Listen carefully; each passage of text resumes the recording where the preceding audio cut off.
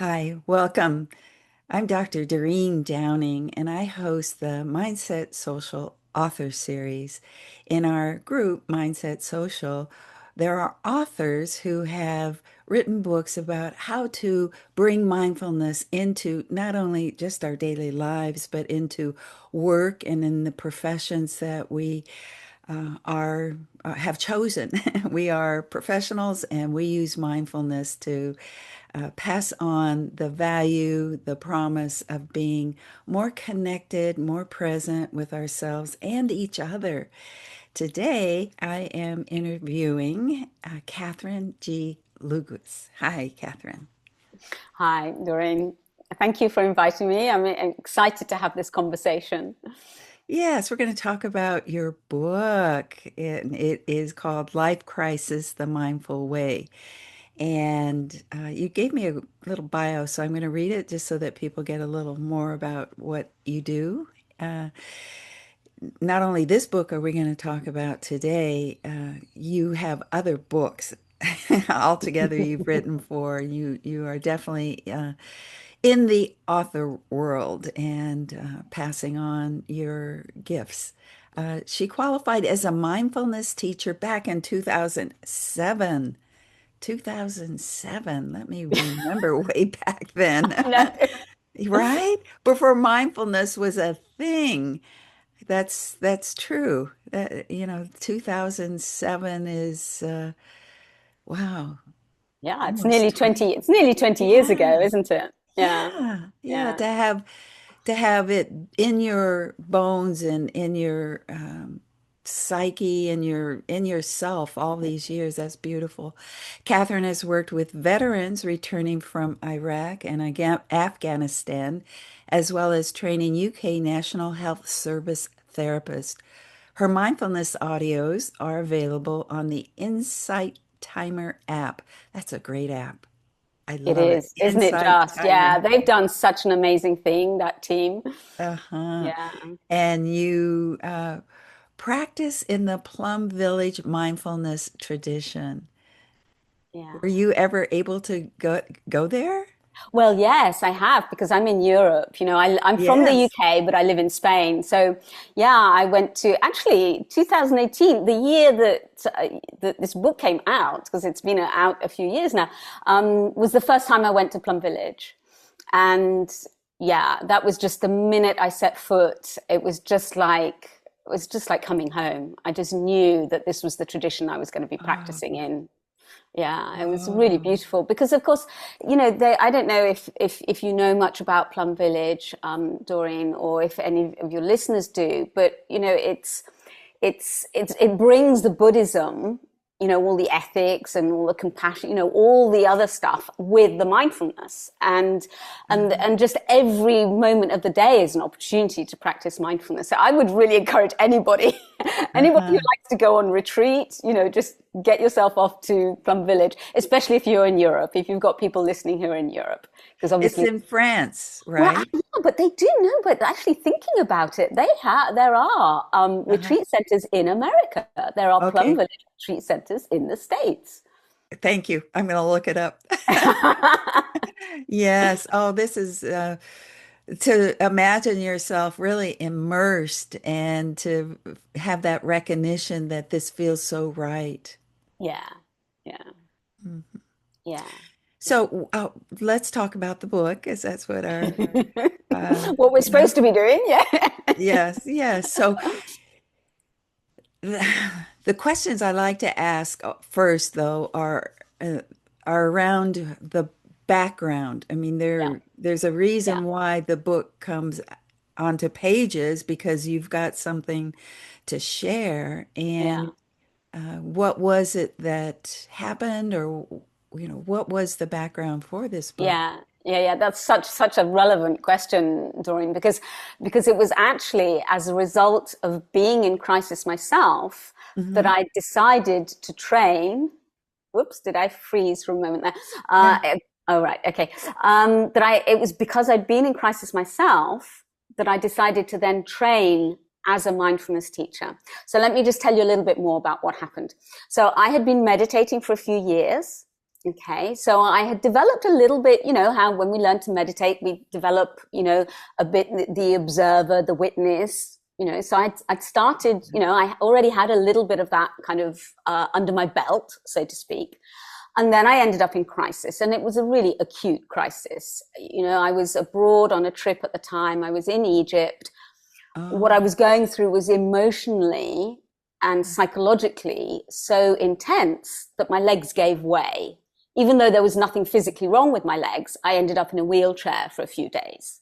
Okay. oh, But what I discovered, what I saw was that just being able to watch what was happening, like my fear levels went through the roof, my stress, my anxiety, but then being able to just step back a tiny little bit, just get that little bit of space around, watching what was happening and watching the relationship between the fear levels and my thoughts, and seeing how the more my fear kind of went off the scale, the more my thinking kind of got disrupted and distorted, and I actually lost touch with consensual reality briefly.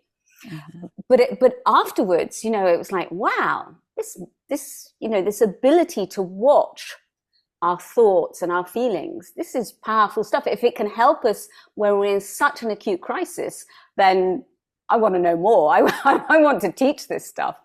Uh-huh. And that all came from just developing this inner muscle around being observant of yourself through meditation. Yeah, because I'd been meditating for a few years by that time. Uh-huh. Yeah, Uh-huh. yeah. So this is so fascinating. I want to go towards the experience, but I also need to ask about the book, but I will go towards the experience so that that experience of noticing that you talk about in this crisis that you were in, um, was it like a calm center? Who was the one, Well, or what was the part of you that was doing the observing, the witnessing? yeah, that's a good question, Doreen. I don't know. I didn't get a lot of space around what was happening. I think when we're in that level of crisis, sometimes just a tiny little bit of space is enough. Uh-huh. And at the same time, like I say, I did lose touch with consensual reality. I had phenomenal support. I mean, I'm not sure I can actually answer your question. I mean, that part of me, there was just a part of me, I suppose, that I had developed enough of that muscle Yes. of the witness, of the observer, Uh-huh. to be able to make the connection and think, okay, so what I need to do is I need to bring my fear levels down. This is Yes. the work I need to do. This is what needs to Uh-huh. happen. And actually, some of that actually happened with medication as well. I was Uh-huh. at that level of crisis. Uh-huh. But what you're talking about, I think, is the regulator, our self-regulation is sharpened when you've got this. And I love the way people who may not be watching and are only listening, what Catherine did was to just have like a little inch when she talked about space between her fingers, and so it's that little space in is just so is the beginning of I could just not be totally in reaction. I have a reaction, and I've got another space where I'm able to stay here Mm, and observe. yeah, yeah, yeah. Oh, Yeah, but the thing is that often when we're in crisis, we're not really in our bodies. We're catapulted out of our bodies by the crisis, ah, and that's one of the ways in which mindfulness can be so helpful. Is just kind of really helping us to kind of come back into our bodies. To really inhabit our bodies, get grounded. These are the kind of things that we're working with in crisis, and these are the kind of things I talk about in the book. great. This is okay, good. So now we're talking about the book specifically. So we understand that it was a personal crisis, and so you know what you're talking about. Plus, you had had some experience with, well, with meditation. So then, was the Plum Village after this that? Yeah, yeah. The Plum Village was much more recently. Mhm. I trained in 2007. I didn't first go to Plum Village until 2018. So, but Uh-huh. I was practicing in a different tradition in the UK at the time. Because some people approach mindfulness from a very secular kind of perspective, and in fact, when I was teaching, that's how we taught, in quite a secular way, because a lot of people, that's what they want. But for myself, I've always kind of practiced. It's like it was first my interest in meditation and Buddhism. The kind of the relationship, if you like.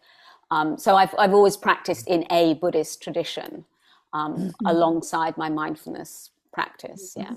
Mhm. My mindfulness practice has been within that context. Yes, yes. And in the book, you talk about being somebody who then not only, where it comes from, but you give people steps, or how do you bring your crisis mindfulness approach to those who are reading? Yeah, that's a yeah, I like that question, Doreen, because the thing is, it kind of depends whether the person in crisis has an existing mindfulness practice or not. Okay. Ah, yes. Yeah, Okay. yeah. Yeah, that makes a big difference. Now, the thing is, even people who've got, an existing mindfulness practice, maybe they've been practicing for quite some time. The thing is that, when we're in crisis, things change a lot. So, and we're certainly not going to be managing more formal, traditional, like half an hour on the cushion kind of thing. That's just, that's just not realistic or feasible when you're in crisis, No, no, I you can know? imagine. Yeah. Yeah. Uh-huh. Um, but the thing is the same. The approach is the same whether somebody has an existing practice or not. Really, Uh-huh. um, Uh-huh. is to keep it really simple. And in fact, the practices that I chose for the book or that I devised, because I created some new practices specifically for the book, and they're kind of, they're simple. They're almost like deceptively simple. They look like too simple, but we need to have an understanding of what it really means to be in that level of crisis, I think. For these practices to be appropriate, because that's the thing. It was really important for me to include practices that are really appropriate. Oh, And yes. so and I've kind of, I break it down into kind of different sections. So there's a section on self-compassion, because when we're in this place, we really need to kind of, be as gentle and kind with ourselves as we possibly can. So one of the practices is like, it's kind of slightly become a bit of a signature practice for me, is the selfie hug, what I call the selfie hug, which you can imagine what what that is. Well, is it this? It's Yeah, crossing. except yeah. I mean, we do it. I kind of, we do it really slowly and mindfully, and kind of really Yes. feel into Uh-huh. it. And that's one of the practices actually that's on the Insight Timer app. Hmm. Is the selfie hug. Um, and then just other practices, like just really simple, even because some of the sometimes sometimes when we're in crisis, the basics can kind of just fall away. Like, we can't cook for ourselves. We're struggling to, we're just not sleeping for nights on end, this kind of thing. And so I even included a really simple, like, baked beans on toast practice, Uh-huh. which is just because you've probably heard the expression, Doreen, doing the ordinary, that's, Mhm. we can just do really simple, ordinary daily things, but with mindfulness. And so Yes. in this practice, I'm kind of supporting somebody to be able to eat something really basic and simple that they can prepare even when they're in crisis, but we're doing it with mindfulness. Uh-huh. So yeah. When you talk about crisis, I'm getting that some of the ways that you just described, it could be emotional, it could be physical. I imagine it could even be spiritual in some way. Absolutely. Yeah, yeah, yeah. Yeah. And so there's a chapter in the book on coping with physical pain, because it could be a medical crisis, and so Uh-huh. there could be issues of physical pain. But actually, how we work with the physical pain is quite similar to how we work with the fear. In terms of acknowledging, seeing Mhm. if we can just very gently kind of get curious, see if we can maybe just very gently step towards it and say hello to it, these kinds of things. But yeah, these different types of crisis. Maybe just to say, it's worth saying that one of the defining features, and that's probably already come across what I've been saying, is just the sheer intensity. We are talking Mhm. that's kind of in a sense what defines it as crisis, is just because this is so intense and overwhelming on so many different levels, emotionally, psychologically, spiritually, and Uh-huh. sometimes it can be physically as well. Uh-huh. Well, one of the things that strikes me about mindfulness and being able to come into my center, I think, is when there's all this breaking down or whatever crisis creates in our life, it feels like there's a grounded centerness in mindfulness. Mm-hmm. And that somehow keeps me from collapsing totally, I guess. Yeah, yeah, yeah. Yeah, and I think if you've been practicing mindfulness for a number of years, then you've got that as a resource. For somebody who hasn't been, I still think that there's enormous value in this mindfulness. And in fact, I'm doing some really beautiful work with somebody at the moment who wasn't a mindfulness practitioner before, who's in Uh-huh. crisis. But here's a practice that can be the equivalent of that kind of centeredness that you talk about. One thing that we can do, and actually this is, I'm drawing on personal experience with this practice as well, is is that when I was in crisis, one of the times I was in crisis, because I've been in crisis more than once, my therapist gave me this great big stone. It was kind of like very rounded and very kind of like, it was very satisfying and pleasing to feel. It was very smooth and it was heavy. Okay. Uh-huh. And I took that home with me. Now, obviously, it also represented his support and his care for me and his concern for me. So it had that added element, which was powerful for me. But what I did was I kept it by the side of the bed because I was awake for, so many hours, over so many nights. And what I would do is when I felt like there was nothing that I could hold on to, I would Oh, pick up this rock and I would just feel it and feel the weight of it. And it's like, this is something I can hold on to. And of course, that brings us into the present moment. It's like the weight of it, we can just yeah. feel it with our body, in our hands, with our muscles in our arms. It's like, this is real. This is tangible. I'm Uh-huh. okay. I'm here now in this moment holding this rock. And so I devised a practice in the book for that, precisely that kind of. What do Uh, you call that one? do you know? I can't remember, Doreen. Uh-huh. What did I call it? I can't. I'm sorry, I can't remember. That's okay. I've got the Yeah, selfie hug. yeah, And yeah. that was cute. Well, in any case, we're coming to the end, so I want to make sure you mentioned something about how people could get more information from you. You mentioned some audios and Yeah, yeah, yeah, yeah. Because in fact, some of the audios, some of the practices in the book, the audios are available on the Insight Timer app.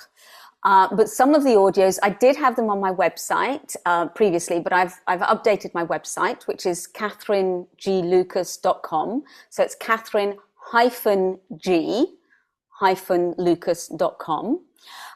But basically, what I would say is if anybody would like some of the audios that I did previously have on my website that go hand in hand with the book, then, you're very welcome to email me, which is Catherine@catherineglucas.com.